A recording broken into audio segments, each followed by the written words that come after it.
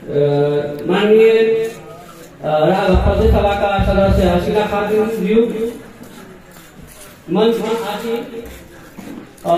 विभिन्न और बहुत संस्था से आए हुए मुस्लिम संस्था के पदाधिकारी लोग, हाजी लोग और मौलवी मौलाना साहब उपस्थित सभी को मेरी तरफ से अस्सलाम वालेकुम रहमतुल्लाहि व बरकातहू। सबसे पहले ये मुस्लिम बोर्ड को तहे दिल से मैं और मेरे मुस्लिम आयल की तरफ से बहुत बहुत शुक्रिया अदा करता हूँ।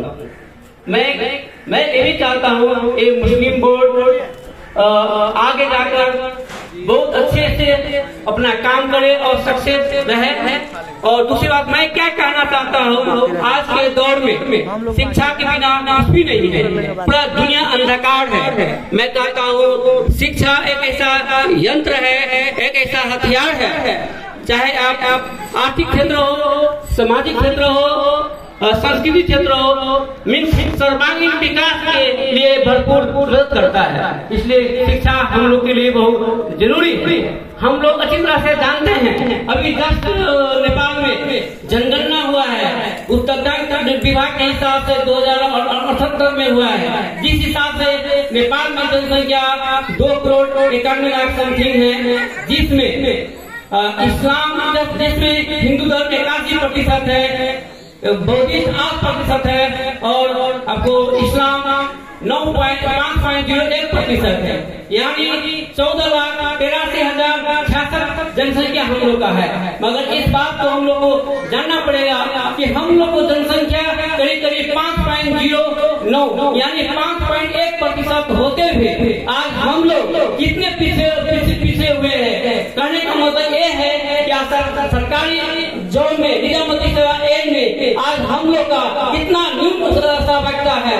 कहने का मतलब निजामती सेवा एन में करीब बेरोजगार से 0.7% है, प्रहरी में 0.4% है, इसी तरह से सशस्त्र प्रहरी में 0.4%। मेरा कहने का मतलब हम लोग को जनसंख्या 5.1% के होते हुए भी आज हम लोग सिर्फ पॉइंट में रहे हुए हैं, 0.1 भी नहीं है।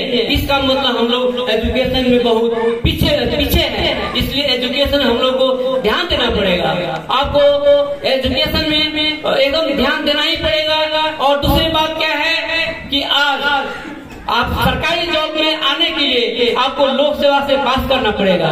इस लोक सेवा पास करने के लिए आपको सिर्फ एजुकेशन चाहिए, पढ़ाई चाहिए, बैचलर चाहिए, अधिकृत के लिए बैचलर कम से कम चाहिए। इसलिए हम लोग को लोक सेवा पास करके ही आप कुछ कर सकते हैं। और दूसरी बात सिर्फ हम लोग सिर्फ डॉक्टर और इंजीनियर पर ही नहीं ध्यान देते, डॉक्टर इंजीनियर के साथ साथ हम लोग प्रशासन साइड में भी ध्यान देते। हम लोग आज डॉक्टर है, इंजीनियर है, माशाल्लाह बहुत अच्छी बात है, मगर इसके साथ साथ हम लोगों को क्या सीनियर भी चाहिए, एसपी भी चाहिए। इसलिए हम लोग को इसके साथ साथ हम लोग को अदर सब्जेक्ट भी जरूरी है। और दूसरी बात क्या है, जहाँ तक मदरसा की बात है, एक सही है सिर्फ मदरसा में सिर्फ उर्दू, अरबी और फारसी पढ़ने से नहीं होगा, उसके साथ आपको आधुनिक शिक्षा देना भी जरूरी है। इसलिए हम लोग चाहते हैं कि परंपरागत जो शिक्षा है उर्दू, अरबी, फारसी शिक्षा के साथ हम लोग एक मॉडर्न एक आधुनिक एजुकेशन चाहिए। इसके लिए एक मदरसा बोर्ड चाहिए। मदरसा बोर्ड के लिए माशाल्लाह हम लोग ऑलरेडी लुम्बिनी प्रदेश में मदरसा बोर्ड ऑलरेडी कायम हो चुका है, मगर मध्य प्रदेश में अभी तक कायम नहीं हुआ है।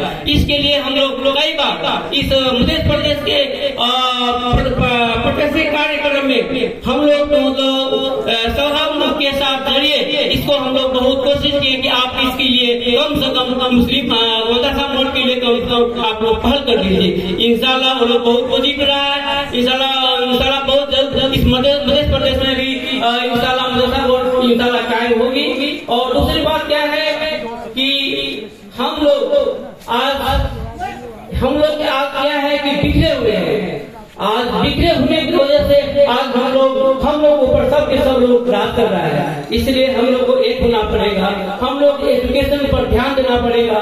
और दूसरी बात क्या है, एक और आप लोगों को साथ कहना चाहता हूँ कि एक अहमदिया ग्रुप कलानी ग्रुप के बारे में आप लोग जानते होंगे। और आप आप लोग को मालूम है, हम लोग को मालूम है कि इस्लाम में लास्ट पैगंबर मोहम्मद सल्लल्लाहु आखिर पैगंबर मोहम्मद सल्लल्लाहु है, मगर कल्याणी गुरु अहमदिया गुरु वाले क्या बोलते हैं, इसके बाद और भी एक नबी है।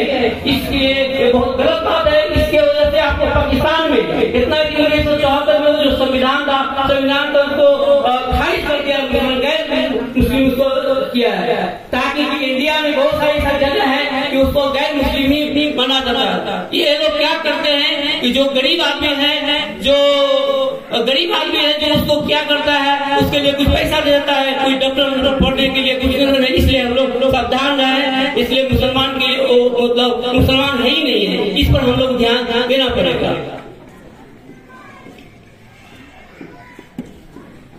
और दूसरी बात क्या है कि हम मुस्लिम आयोग हमेशा एक हम लोग भी चाहते हैं कि हज हॉल के लिए हम लोग कोशिश कर रहे हैं। जैसे कि काठमांडू जो हज के टाइम है उसमें बहुत परेशानी होते हैं हाजियों के लिए। हम लोग इससे पहले 3-4 महीना अव्वल हमारे दुबई के उप मंत्री भी आए थे। ये प्रपोजल हम लोग रखे हैं, वो लोग इंशाल्लाह पॉजिटिव है, इंशाल्लाह हज हॉल के लिए वो लोग राजी है। सिर्फ हम लोग जमीन के लिए वो 2-4 जगह हम लोग काठमांडू में जमीन भी ढूंढे